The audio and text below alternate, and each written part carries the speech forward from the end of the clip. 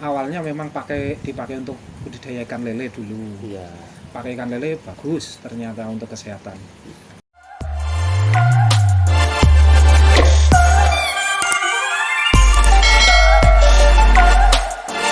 Oke ya, balik lagi di konten ikan. Di video kali ini konten ikan berada di Desa Wonokerto, Kecamatan Leksono, Kabupaten Wonosobo. Nah, di sini ada di Sobokoi cuy. Kita akan bahas karena di sini denger-dengar itu minim terjadi kematian terhadap burayak. Jadi kita akan kulik, kita akan lihat apa sih rahasianya. Mungkin bagi teman-teman video ini sangat bermanfaat bagi kalian ya yang baru pertama kali pelihara ikan koi dan terjadi banyak kematian atau kegagalan. Itu penyebabnya apa? Nah, kita cari tahu di sini kenapa di sini minim sekali kematian. Oke, ikuti terus videonya dan jangan lupa buat kalian yang baru menemukan channel ini untuk di like, komen, dan di subscribe.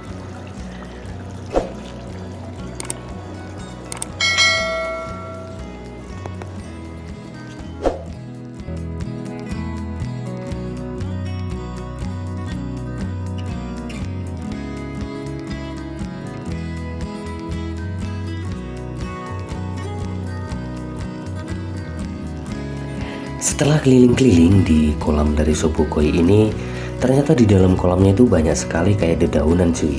Nah, setelah kita lihat secara seksama, ternyata ini adalah daun ketapang. Oh, mungkin ini adalah salah satu cara dari Sobokoi ini untuk mempertahankan kekebalan tubuh dari ikan peliharaannya cuy. Oke, biar tidak penasaran, kita tanya langsung aja sama ownernya. Nah, berapa lama Pak menggunakan daun ketapang ini? Kalau pakai daun ketapang, saya awalnya memang dipakai untuk budidaya ikan lele dulu. Iya. Pakai ikan lele bagus ternyata untuk kesehatan. Acuannya memang ketapang itu hanya untuk pengendalian parasit.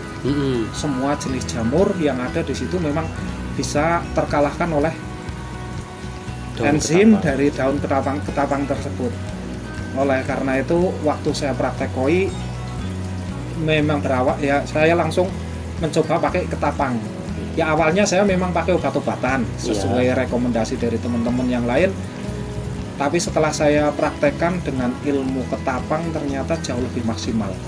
Hasilnya ya buat saya itu menggembirakan lah. Menggembirakan. Iya, karena dari kalau pakai obat-obatan banyak kematian, tapi kalau pakai ketapang minim sekali kematian. Minim sekali kematian ya. Mungkin kalau ada kematian itu ya suatu hal yang wajar lah, tidak sampai habis gitu Pak. Iya, kalau pakai ketapang itu ya itu kelebihannya di situ karena semua yang alami itu hasilnya juga mengacu kepada yang alami. Yang alami.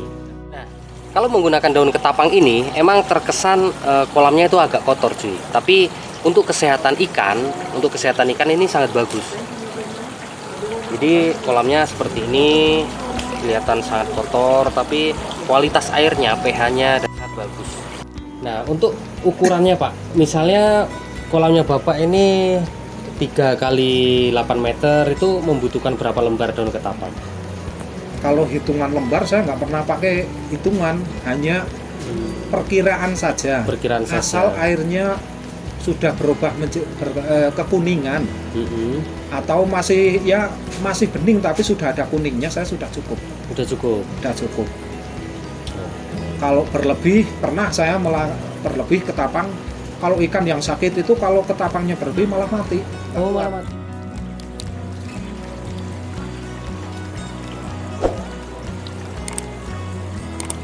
Nah, rata-rata daun ketapangnya itu ditaruh di dalam kolam sih. Ada beberapa lembar ya yang ditaruh di dalam kolamnya, dan ini dibiarkan sampai membusuk dan sampai berubah warna, dan ini sudah sampai berlumut dan ini sampai busuk ya, membusuk jadi alga gitu.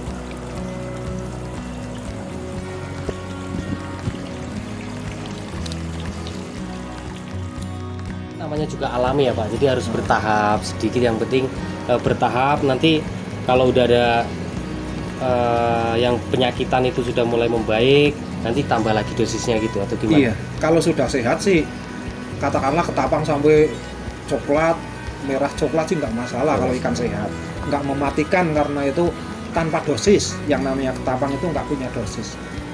Kecuali kalau obat-obatan kimia memang ada takarannya. Kalau ketapang nggak pakai takaran. Ya. Nah itu masa aktif dari ketapang sendiri itu dari memasukkan itu berapa hari Pak? Atau mungkin sampai membusuk gitu? Kalau ketapang itu ya enzimnya itu larutnya nggak seketika menyeluruh. Jadi sedikit demi sedikit. Sedikit demi sedikit Iya, ya? jadi kalau kita pertahankan dibiarkan juga nggak bermasalah. Oh. Bahkan nggak jadi amoniak. Oh. Pembusukan ketapangnya itu nggak jadi amoniak.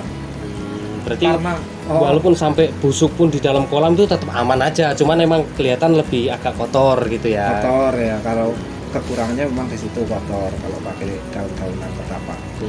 Nah kalau pas memasukkannya itu ketapang dalam kondisi kering atau masih basah Pak?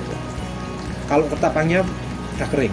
Udah kering, berarti yang gugur dari pohonnya itu yang udah kering itu kita ambil, kita masukkan gitu aja? Atau ada proses khusus lagi Pak? Iya, kalau proses ketapang itu kan nggak semuanya yang sudah jatuh langsung kering. Iya. Masih ada yang basah. Nunggu yang basah jadi kering dulu. Oh. Baru kita masukkan ke kolam.